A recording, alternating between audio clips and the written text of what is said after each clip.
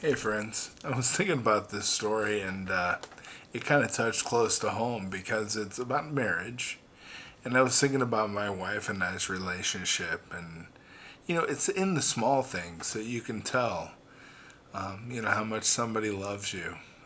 Have you ever been in a situation where there were there was just one option, maybe there was just one slice of pie left, and you gave it to your spouse? Little things like that, right? Things that show you care when you make yourself second and always make them first. I think it's something we miss in our society today. I think everybody's so busy trying to be number one that they end up making the one they love number two. And that leads to things like divorce, and I don't even want to talk about that. But do you know what I mean? It's like when we make people feel second best, we take their love for granted. And we need to remember that we always should try to put our spouse or our children or those we love before us and become the servant. Because when we serve, we lead. And that's important. I wanted to share a little story with you, if you don't mind. It's about a couple by the name of Dan and Marlene, and they'd been married for 31 years. It wasn't perfect, and it wasn't dramatic either, but it's one of those marriages where it's just real, the kind of real that stays, even when everything else changes. And they weren't the kind of people who you wrote movies about, but they were the kind of couple that you would see and you would pray to grow into, because they weren't loud with their love, but they were steady. Those steady kind of relationships where you can just tell they love each other and, they belong together. I think we've all seen people like that. Maybe we are people like that. But it all changed on a Tuesday morning that was like any other. It was raining that morning, and it was the soft kind of rain. The kind that makes the house feel slower, like it's exhaling. And Marlene was up before Dan, as usual. And the kitchen light was on, the smell of coffee filled the air, and she pulled two slices of bread from the bag. And it was the last two slices. You probably know where I'm going with this. She put them into the toaster, and one popped out golden brown, crisp, even and perfect, and the other was burnt. The edges were black, the middle sagging, and she sighed. Not because of the toast, but because of everything. Dan had forgotten to pick up the dry cleaning again. He'd fallen asleep on the couch with the TV blaring last night, and he still hadn't cleaned the gutters like he said he would 2 Saturdays ago. Her hands moved before her heart could grumble. She placed the perfect toast on Dan's plate.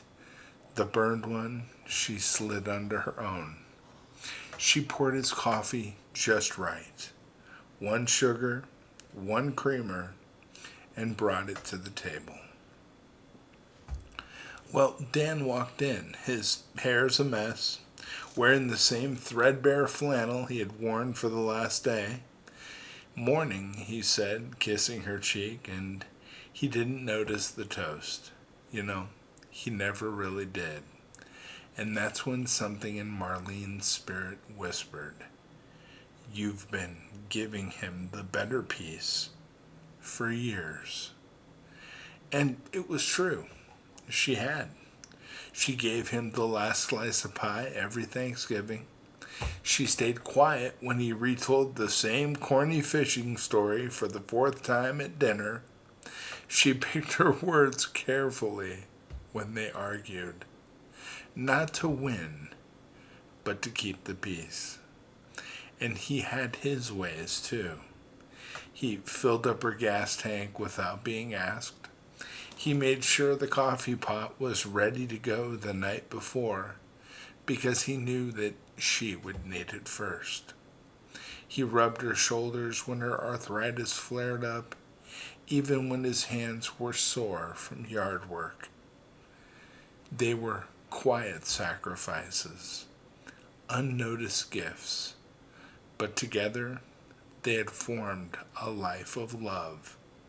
Not flashy love and not fireworks and handwritten poetry, but faithful love. The kind of love that Jesus talked about. The kind that washes feet. The kind that chooses humility. The kind that gives even when it's tired.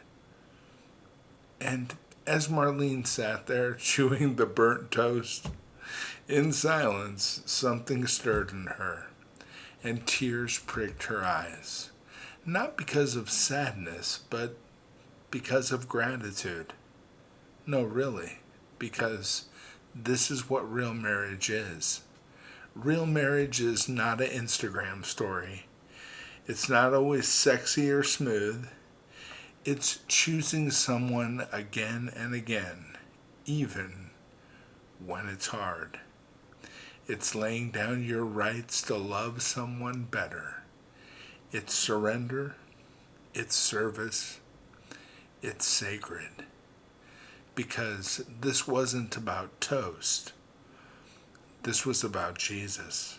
You see, Marlene remembered the verse from Philippians 2.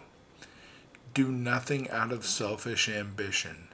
Rather, in humility, value others above yourself. Not looking to your own interests, but each of you to the interest of others. And that's what she'd been doing all these years.